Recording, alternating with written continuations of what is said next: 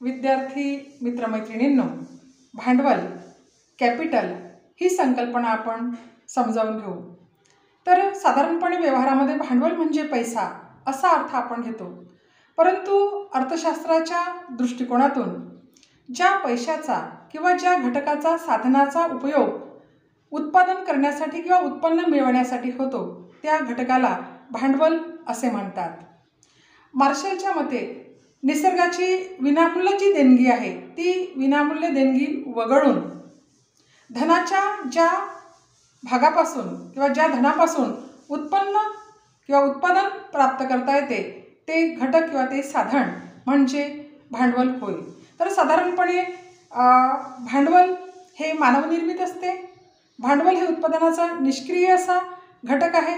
भांडवलामध्ये गतिक्षमता असते आणि भांडवलाची मागणी अप्रत्यक्ष असलेली दिसून येते.